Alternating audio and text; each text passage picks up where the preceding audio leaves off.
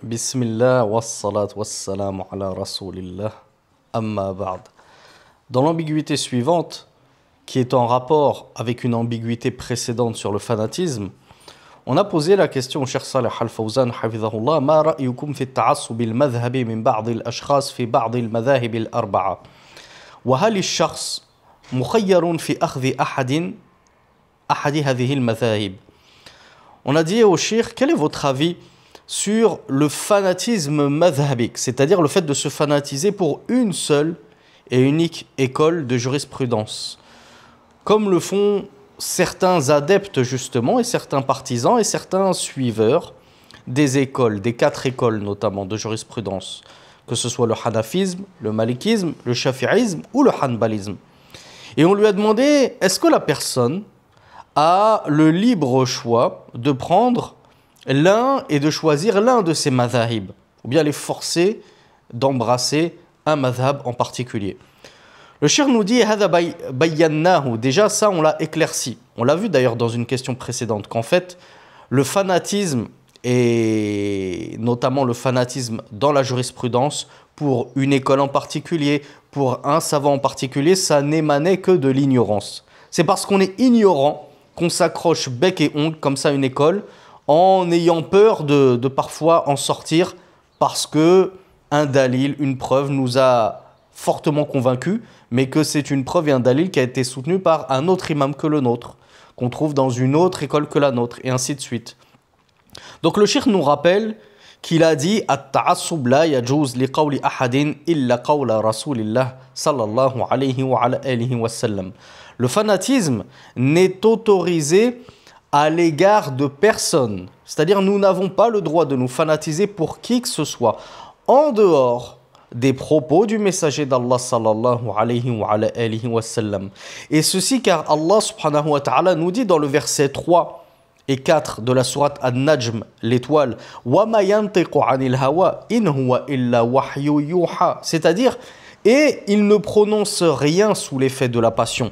Il n'est qu'une révélation inspirée, en parlant du prophète Mohammed sallallahu alayhi wa sallam.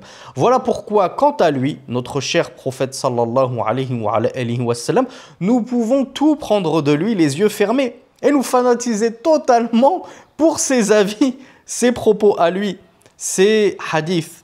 Wa amma qawlu ghayrihi. Quant au fait, quant aux propos d'autres que le messager d'Allah sallallahu alayhi wa sallam, من العلماء فله قدره واحترامه ولكن ينظر في دليله. Donc les opinions des savants autres que le messager d'Allah sallallahu alayhi wa sallam, le cheikh nous dit, on leur reconnaît leur valeur, leur statut, leur importance, on les respecte bien entendu les opinions de nos chers savants, mais on regarde, on les examine. On regarde quoi? On regarde la preuve sur laquelle ils se sont basés pour aboutir à telle et telle opinion dans la jurisprudence.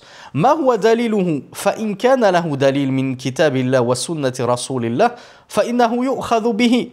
C'est quoi la preuve qui a fait que mon imam il ait dit ceci et cela?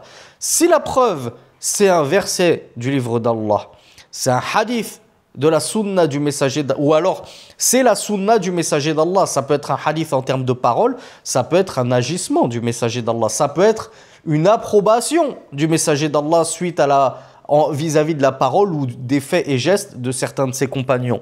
Et bien alors, s'il y a une preuve du Coran et de la sunna, alors bien sûr que l'on prend une telle opinion.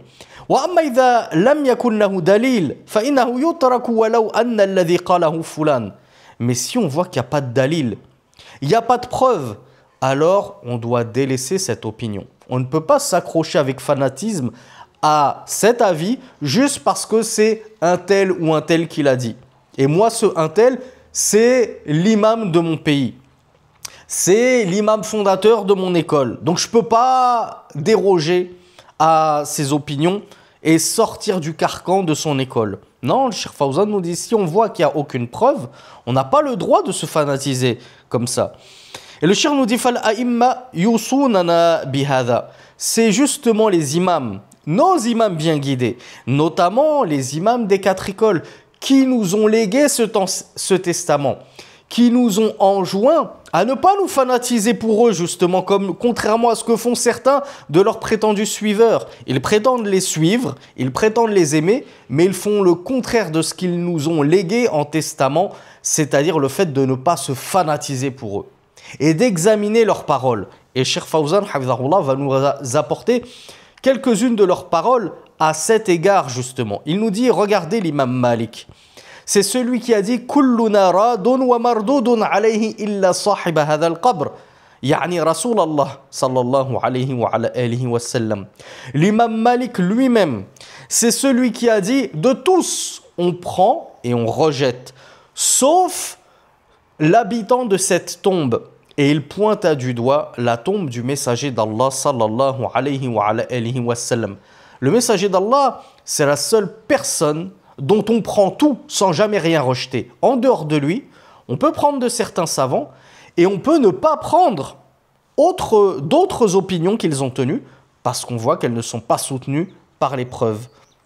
L'imam al-Shafi'i, lui-même élève de l'imam Malik, entre autres, avait dit « إِذَا خَلَفَ قَوْلِ قَوْلَ رَسُولِ اللَّهِ فَاضْرِبُوا بِقَوْلِ عَرْضَ الْحَائِطِ وَخُذُوا بِقَوْلِ رَسُولِ اللَّهِ صلى الله عليه وعلى آله وسلم » L'imam Shafi'i a dit « Si ma parole contredit la parole du messager d'Allah, sallallahu alayhi wa alihi wa sallam, alors jetez-la contre le mur, c'est-à-dire jetez mon opinion, jetez mon avis contredisant la parole du messager d'Allah contre le mur et prenez la parole du messager d'Allah, sallallahu alayhi wa alihi wa sallam. Fahum yusuna أن نأخذ بالدليل ولا نأخذ أو لا تؤخذ أقوالهم حتى تعرض على الدليل.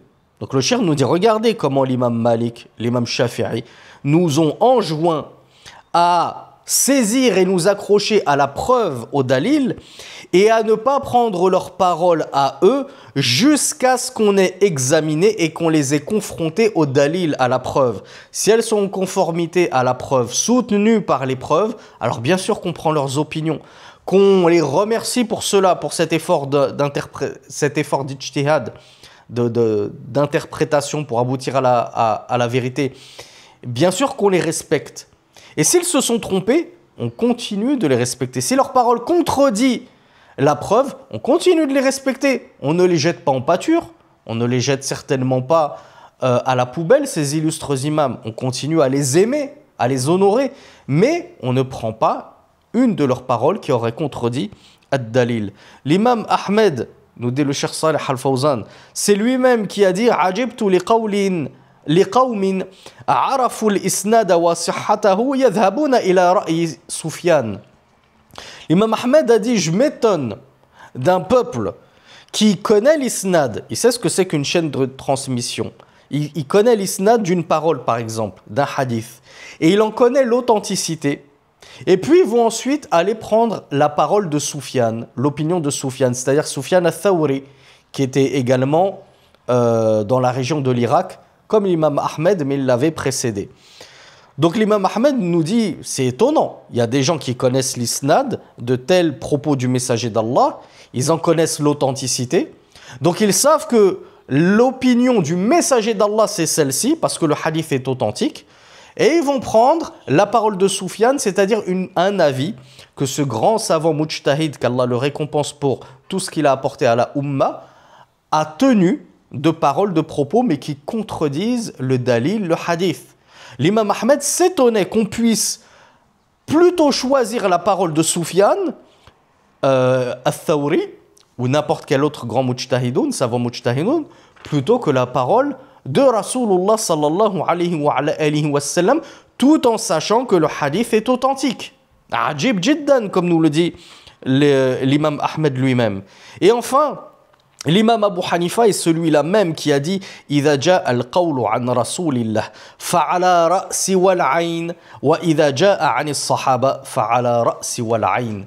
Et Cheikh Fawzan hafidhahullah a conclu sa réponse en citant les propos d'Abu Hanifa lui-même, qui a dit lorsque nous viennent les propos du messager d'Allah, alors ala ra'si wal ayn, C'est une expression arabe qui nous dit « nous nous y soumettons pleinement, sans discuter ». Et lorsque nous viennent les propos des compagnons du messager d'Allah, alors nous nous y soumettons pleinement et sans discuter. Mais il ne convient pas de se fanatiser pour autre que le messager d'Allah sallallahu alayhi wa sallam et de prendre pour argent comptant toutes les paroles des savants sans même examiner est-ce qu'elles sont soutenues par des preuves ou non. هذا والله أعلم وصلى اللهم على نبينا محمد وآخر دعوانا أن الحمد لله رب العالمين.